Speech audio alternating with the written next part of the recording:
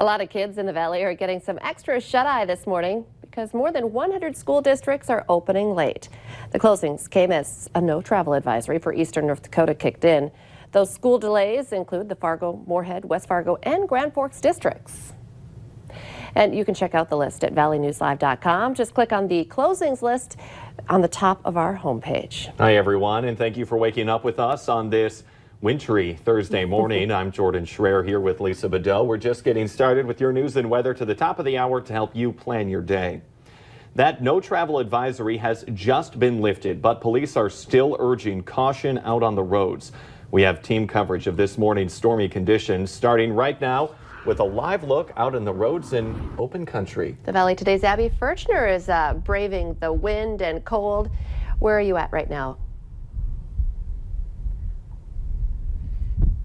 Well, good morning, guys. I am back in West Fargo, and we're here on Main Avenue where that wind is definitely picked up. It has gotten really strong, which is causing low visibility here in West Fargo and is making the roads really slick. It is creating some polishing off those roads and creating some icy conditions. And so you're going to want to take your time today and give yourself enough room in between cars, because even with your headlights, even with our brights on, it was still kind of hard to see as we were making our way here into West Fargo. So make sure that you have enough time commuting to work this morning. I also want to remind you to stay alert for those snow plows. Give them enough distance. They are trying to clear off those roads for us in the community. And also make sure you have that safety pack in your car just in case you are to go off the road or get into an accident, to keep you safe and warm. And of course, keep a shovel in there just in case you need to shovel yourself out this morning. But definitely give yourself enough time. That wind, like I said, is starting to pick up once again, causing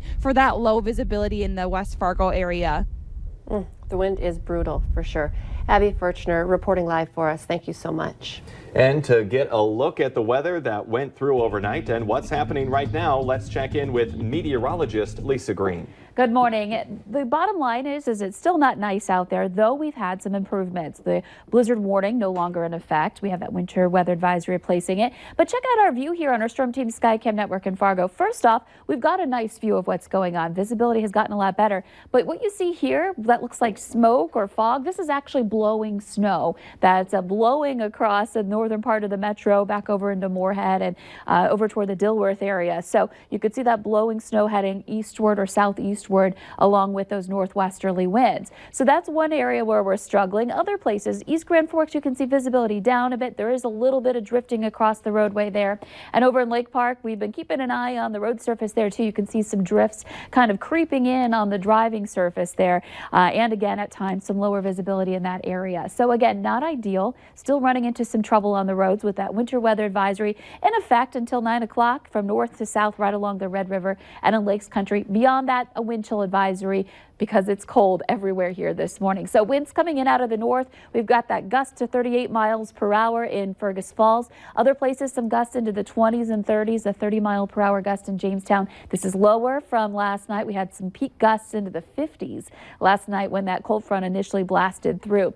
Visibility down again across a good portion of the valley. We're looking at a half-mile visibility in Oaks. There are going to be some trouble areas elsewhere, of course, on those roadways, as we've been hearing from Abby.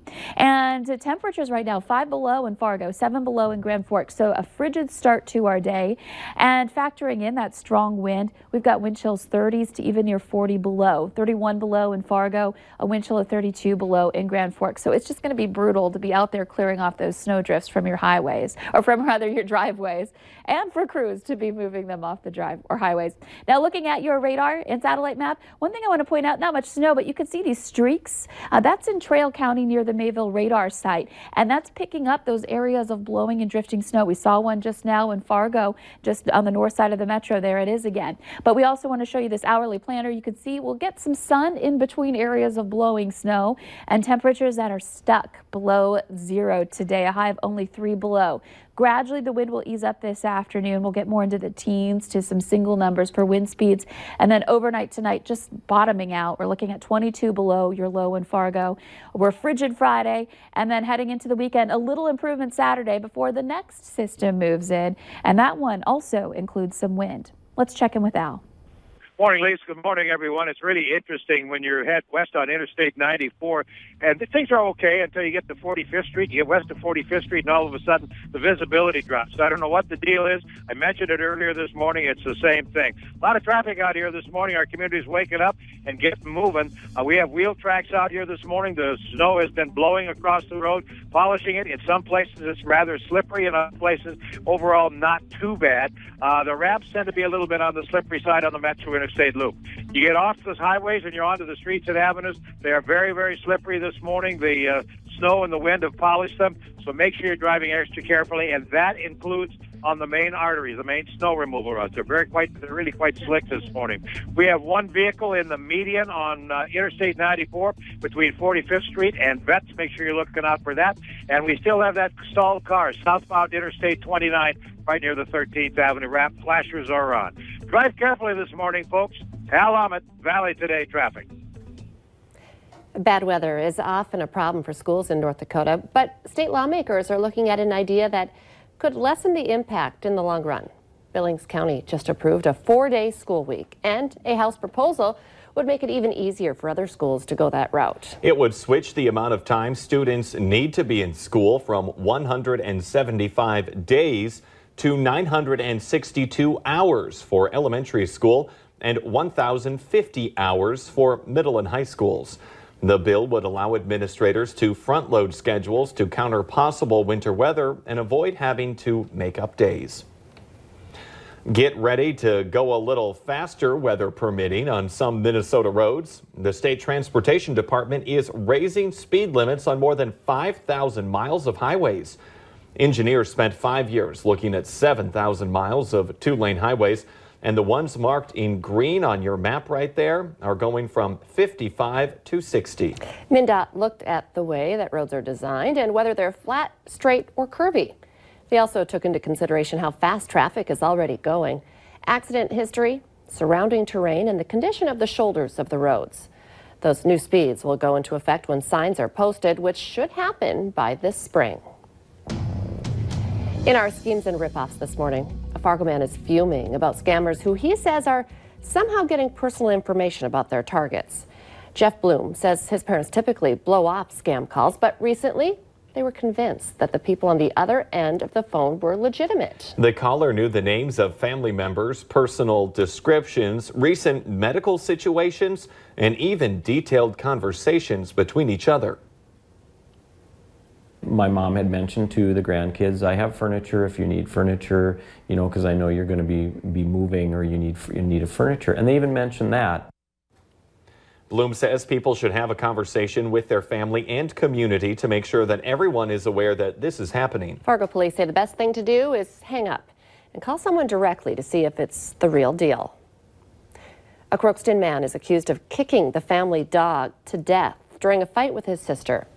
Court documents allege 22-year-old Benjamin Ia got into a physical fight with his sister, then went to put on his shoes when he realized the family dog had peed in them.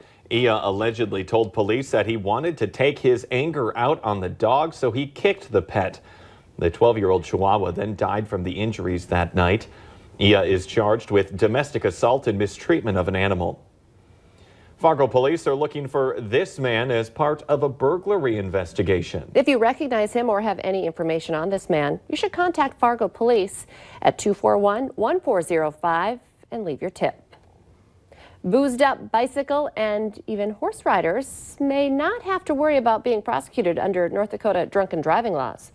The House voted 91-1 yesterday to allow intoxicated people to pedal or saddle up. But they could still be charged with non-criminal offenses like speeding or other traffic violations. The bill now goes to the Senate. President Trump says he'll wait until the partial government shutdown ends to deliver the State of the Union. It was scheduled for January 29th, but House Speaker Nancy Pelosi revoked his invitation to address Congress until the stalemate is resolved. The president says he was looking for alternative venues for that date, but reversed course in a pair of tweets late last night. Later this morning on NBC, The Today Show interviews a man at the center of a viral video at the Lincoln Memorial in Washington, D.C. Nathan Phillips reacts to Nicholas Sandman's interview yesterday with Savannah Guthrie. Now you can catch the Today Show on NBC KVLY right after the Valley Today. Let's get the answer now to our question of the morning on Facebook. Here's that question. 39% of people surveyed said just 1 extra hour of this would significantly improve their lives. The answer? Starting work 1 hour later. Ooh, I would like that. Can we start the Valley Today 1 hour later? No, that will never change. We're here for you every weekday morning. And remember, you can play along by checking out our question posted on our Valley News Live Facebook page. Although the later you get up this morning, the better off you'll be, probably. You know, crews are out there trying to clean up the roads. There is still some drifting happening, snow blowing across the roads and areas where we have low visibility here today. And that's going to be worse this morning, as we just mentioned. It will get a little better, but cold all day long. Temperatures below zero, wind chills even worse, and this frigid air just downright dangerous into tomorrow morning. The Today Show and CBS This Morning are just about to start, but the Valley Today rolls on.